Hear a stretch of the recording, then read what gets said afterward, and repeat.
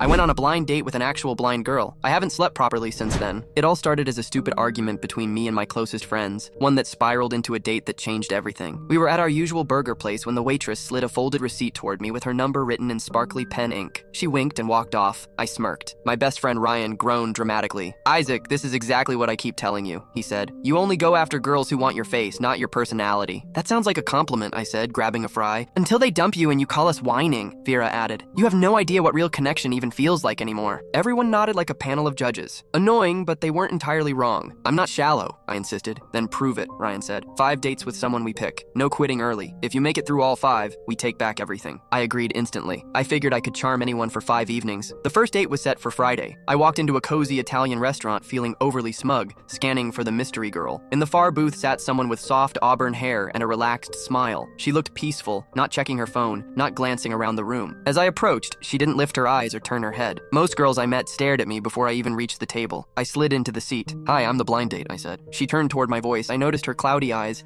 not empty, just unfocused. "Well," she replied with a gentle laugh, "so am I." I froze. My secret advantage, my looks, meant nothing now. Without them, I had no idea how to behave. My jokes tangled, my gestures became clumsy, and I spilled water twice. She remained calm and amused, as if watching a puppy trip over its paws. "You must think I'm a disaster," I muttered. "Honestly, you're the only guy I've ever been on a date with, so I wouldn't know the difference." That caught me off guard. "You've never dated before?" "Most people don't know what to do with a blind girl," she said with a resigned shrug. "Either they pity me or ignore me." Her name was Mara, and she wanted to know everything about me, my family, my happiest memory as a kid, what I dreamed of beyond money or status. No one ever asked me questions like that. I suddenly realized most of my past dates were shallow because neither side tried to go deeper. When dinner ended, I said, "It's your first date ever. Let me make it special." She laughed nervously. "What are you planning?" "You'll find out." Outside, I drove her to an empty parking lot under streetlights. I asked her, "What have you always wanted to do?" Without hesitation, she said, "Drive a car." I stared at her. "But you're blind." "Not drive on a busy road," she clarified, amused. "I just want to know how it feels to sit behind the wheel and make the engine roar." I helped her into the driver's seat. I explained that the car was in neutral and the brake was set so she couldn't go anywhere. She gripped the wheel like a kid pretending to fly a spaceship and pressed the gas,